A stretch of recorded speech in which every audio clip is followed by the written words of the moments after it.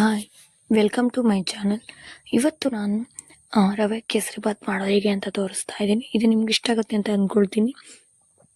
ಅದಕ್ಕೆ ಮೊದಲನೇದಾಗಿ ನಾನು ಒಂದು ಅರ್ಧ ಕಪ್ ಆಗುವಷ್ಟು ರವೆ, ಹಾಗೆ ಇದರಲ್ಲಿ 2 ಕಪ್ ಆಗುವಷ್ಟು ಸಕ್ಕರೆ, ಹಾಗೆ ಅದರಲ್ಲಿ ಕಾಲು ಅಂದರೆ ಅರ್ಧ ಆಗುವಷ್ಟು ತುಪ್ಪ, ಹಾಗೆ ಸ್ವಲ್ಪ ಗೋಡಂಬಿ, ದ್ರಾಕ್ಷಿ, ಬಾದಾಮಿ ತೊಗೊಂಡಿದ್ದೀನಿ ನಾನು.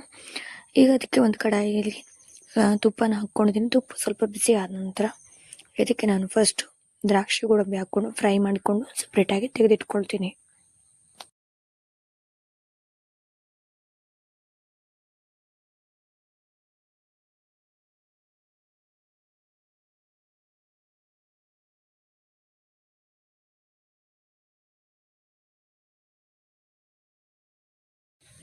ಗೋಡಂಬಿ ಮತ್ತು ಇವೆಲ್ಲನೂ ಕೂಡ ಫ್ರೈ ಮಾಡಾಗಿದೆ. ಇದನ್ನು ನಾನು ತೆಗೆದಿಟ್ಕೊಳ್ತಾ ಇದ್ದೀನಿ. ಅದೇ ತುಪ್ಪಕ್ಕೇನೆ ಈಗ ರವೆನ ಹಾಕ್ಕೊಂಡು ಫ್ರೈ ಮಾಡ್ಕೊಳ್ತೀನಿ.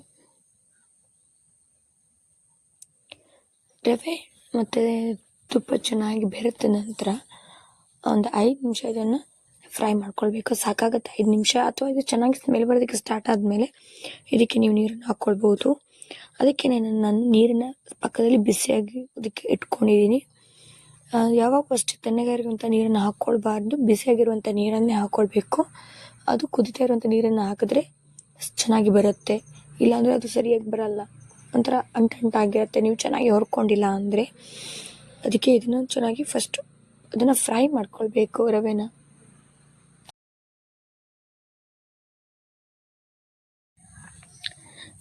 ಇದೀಗ ಚೆನ್ನಾಗಿ ಫ್ರೈ ಆಗಿದೆ. ಇದಕ್ಕೆ ನಾನು ಅದಕ್ಕೆ ಎಷ್ಟಾಗಬೇಕು ಅಷ್ಟು 3 ಕಪ್ ಆಗುವಷ್ಟು ನೀರನ್ನು ನಾನು ಹಾಕ್ಕೊಂಡಿದ್ದೀನಿ. ಅವೆಲ್ಲನೂ ಹಾಕ್ಕೊಂಡು ಚೆನ್ನಾಗಿ ನಾನು ಮಿಕ್ಸ್ ಮಾಡ್ಕೊಳ್ತಾನೆ ಇರಬೇಕು, ಇಲ್ಲಾಂದರೆ ತಳ ಹಿಡಿದು ಬಿಡುತ್ತೆ. ಇದನ್ನು ಚೆನ್ನಾಗಿ ಮಿಕ್ಸ್ ಮಾಡಿಕೊಂಡ್ರೆ ಬೇಗನೆ ಗಟ್ಟಿ ಆಗ್ತಾ ಬರುತ್ತೆ. ಇದಕ್ಕೆ ಆದರೆ ನೀವು ಸರಿಯಾಗಿ ಅಳತೆ ಮಾಡಿ ಹಾಕ್ಕೊಂಡ್ರೆ ರವೆ 1 ಕಪ್ಪು, ಹಾಗೆ ಸಕ್ಕರೆ 2 ಕಪ್ಪು, ಇದು ಸೇರಿ 3 ಕಪ್ ಆಗುವಷ್ಟು ನಾನು ನೀರನ್ನು ಹಾಕ್ಕೊಂಡಿದ್ದೀನಿ. ಹಾಕ್ಕೊಂಡು ಚೆನ್ನಾಗಿ ಮಿಕ್ಸ್ ಮಾಡ್ಕೊಳ್ತಾ ಇರಬೇಕು. ಈ ಥರ ಬೇಗನೆ ಇದನ್ನು ಗಟ್ಟಿ ಆಗಿಬಿಡುತ್ತೆ. ನೀರಷ್ಟು ಆರೋ ತನಕ ಇದನ್ನು ಚೆನ್ನಾಗಿ ಮಿಕ್ಸ್ ಮಾಡ್ಕೊಳ್ಬೇಕು. ನೀರು ಇರಬೇಕಾದ್ರೆ ಸಕ್ಕರೆನ ಹಾಕ್ಕೊಳ್ಬಾರ್ದು. ನೀರನ್ನು ಚೆನ್ನಾಗಿ ಆರೋದಾದ ನಂತರ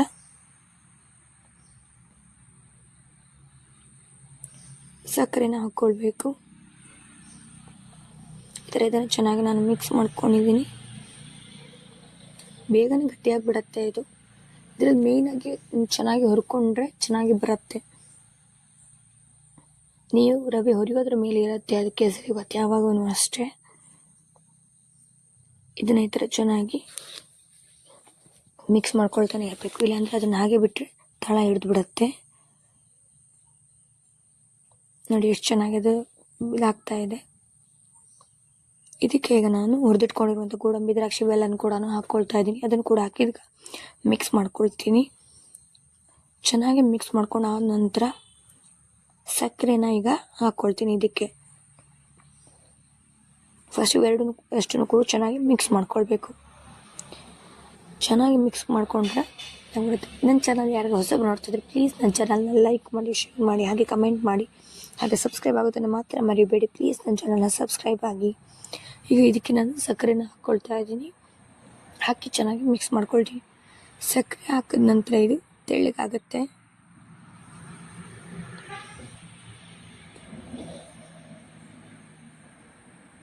ಇದನ್ನ ಈ ಥರ ಚೆನ್ನಾಗಿ ಮಿಕ್ಸ್ ಮಾಡ್ಕೊಳ್ಬೇಕು.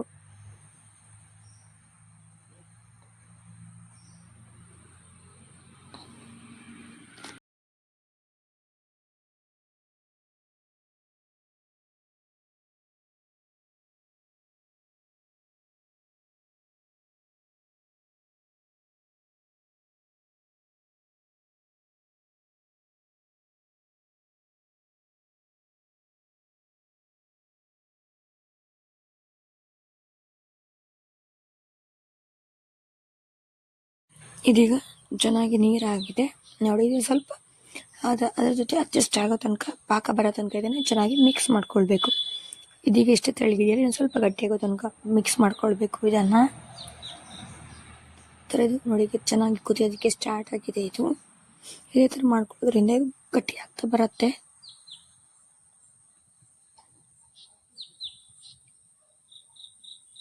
ಇದ್ರ ನೋಡಿ, ಅದು ರೆಡಿ ಆಗ್ತಾ ಬಂದಾಗೆ ತುಪ್ಪ ಬಿಡ್ತಾ ಬರುತ್ತೆ. ಮೇಲ್ಗಡೆ ಎಲ್ಲನೂ ಕೂಡ ತುಪ್ಪ ಬಿಡ್ತಾ ಬಂದಿದೆ ಅಂದರೆ ಇದು ಸರಿ ಆಗ್ತಾ ಬಂದಿದೆ ಅಂತ ಅರ್ಥ.